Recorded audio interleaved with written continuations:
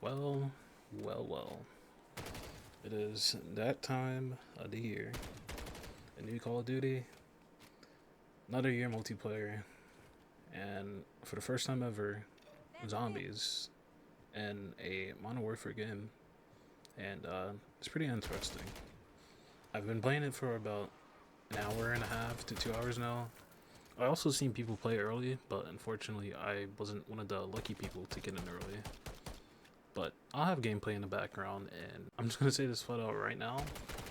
If you expected anything from zombies to be like how it was, and anything from Cold War, BO4, etc., you know what? Let me just get into that later. I'll save it for later. But you have eyes. You're watching the gameplay. This is the zombies experience. So there's very important things that you need to know before you go ahead and jump into zombies thinking that it's going to be like how it was before, because it's not. Number one, there is no true solo experience. When I say that, as of the making of this video, as of when I'm posting this, and this is the launch of the game by the way, there is no private match option, and there is no true solo experience option. Now, if you played Warzone 2, or more so DMZ, you can no-fill and just simply play by yourself.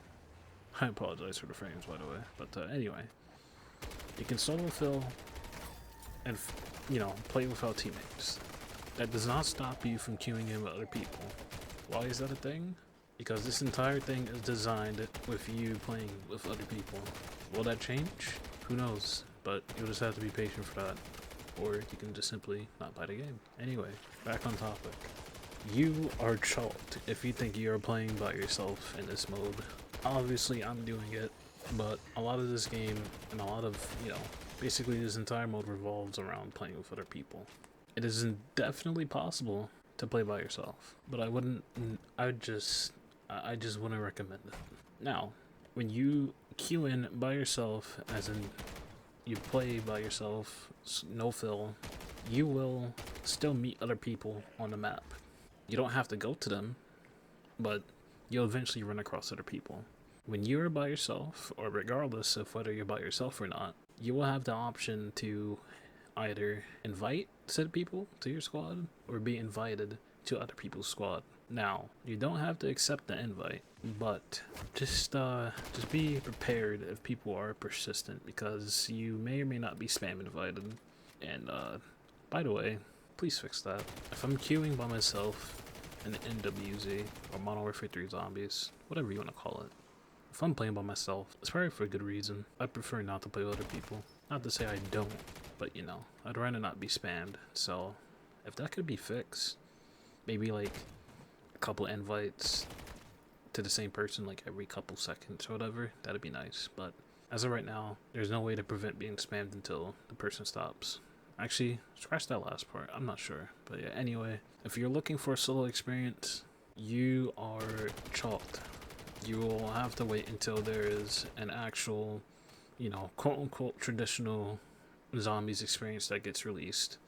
Hopefully in Season 1, and hopefully no later than Season 1 Reloaded, which is around in January. But Season 1 itself, well, Season 1 Reloaded, which should hopefully be no later than, mid-January, early February, or whatever they plan on doing it. But Season 1 itself should be within the first to second week of December. And hopefully there's either an update to which they provide to, MWZ, which allows that, or, even private match. I think private match would be a better start. Oh, and by the way, since there's not a solo option, everything that you do in here is going to be online. There is no pause option. If you need the potty, too bad. You're more than likely going to die unless you have other people protecting you. But yeah, as for more info on the playing by yourself, there are, if you haven't watched anything related to MWZ Zombies, I'm going to refer to it as MWZ. If you haven't watched anything related to this, there's basically 3 zones. You have a tier 1, a tier 2, and a tier 3. The zones relate to how powerful the zombies will get. The higher the tier, the powerful that they get. And assuming that it works as it should in DMZ, the higher the tier, the better the rewards you will get. Tier 1 is the beginner zone, aka where you spawn in, and everything's pretty light.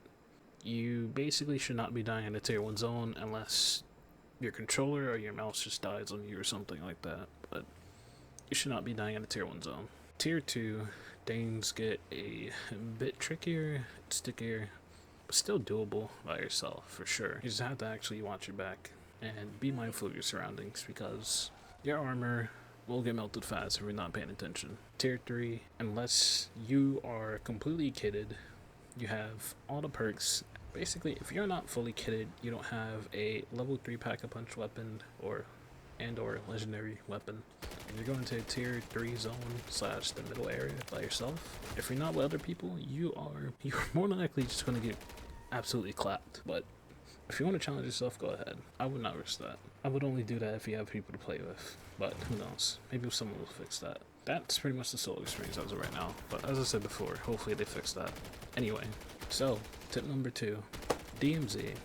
If you played it, this is going to look very familiar to you, even though this is all quote-unquote zombies.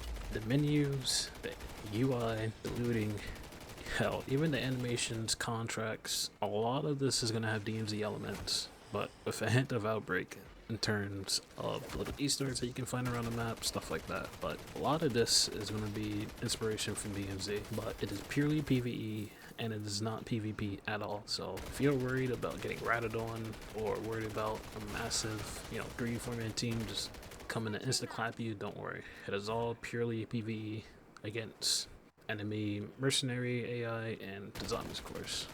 However, with that being said, as I said before, there is no private match option. There is no true solo option. This is basically DMZ, but zombies. If you have not played any bit of DMZ before, not much at all, or hell, if you have not played Warzone 2 at all, this is going to be very confusing and very hard for you when you first load in. So, since I played DMZ a good amount personally in Outbreak, I'm fairly familiar with a lot of these things. But, in the future, we can only pray that there's like a private match option and stuff for, the solo people.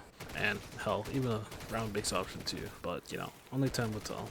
But, as I was saying, this is pretty much DMZ but zombies, and I recommend, if you haven't played any bit of it at all, you at least watch or hell, even play a bit of DMZ or this yourself, just to kind of get a feel for things. But to be honest, from what you're seeing, this is pretty much what playing it is going to be. You load in, you get some loot, do a couple of missions, and you extract. Rinse and repeat. Now, for the third tip, and the final one that I have to share for now, you're probably wondering, what is the point in playing this mode, aside from just taking a break from multiplayer? You remember how in the previous game, Modern Warfare 2, where in order to unlock a certain weapon, you had to use other weapons first, and then unlock that weapon through that weapon's quote-unquote family tree? That's not here, luckily, but unfortunately they placed a somewhat more annoying system called the Armory Unlock. Now, the Armory Unlock, it is pretty much a time gate system. Luckily, some weapons are locked behind the system. You can still extract with that weapon through zombies and unlock it from there to be able to use it in multiplayer and Warzone in the future. Who wants to be time gated on unlocking equipment in Call of Duty of all games? It works pretty much exactly how it does in DMZ. You load in, you hopefully grab a Modern Warfare 3 weapon, which, by the way, they mix both Modern Warfare 3 and Modern Warfare 2 weapons and the mystery box and some of the wall buys around the map. So good luck getting that one very last specific weapon that you might need. Anyway, you load into the game, you hopefully grab the gun that you need to unlock, and you extract with it. Bada boom, bada bing, you are done. Exact same way as it worked in Modern Warfare 2. As I said, a lot of this revolves around DMZ, and if you have not played that or have not seen any gameplay of that, it's going to be very hard. I shouldn't say very hard, but it's going to be different from your quote-unquote typical traditional zombies, because this is far from it. If you're looking for that traditional zombies experience, unfortunately, you are very chalked, and you're going to have to wait to see what they are cooking up for a future season, because everything that they have right now is designed with other people in mind, which is why a lot of this is looking very familiar to DMZ, and we can only hope that one day that there is at least some sort of private match option, solo option, round base, etc. option to go through. And yeah, I mean, that's pretty much it. Basically, the gist of it is, if you haven't played DMZ, you are pretty much chalked. And would I recommend playing this? If you want something different to play, sure. But otherwise, I mean, your zombie guys, you are better off, you know, just holding out for now, or playing it yourself. You can form your own opinion and let me know how you feel down below. Anyways, I'll try to go ahead and get some more stuff going once I play the game mode more and figure stuff out. Trying to, you know, figure out all the unlocks, mission rewards, stuff like that. But anyway, I'm out of here. You guys take care.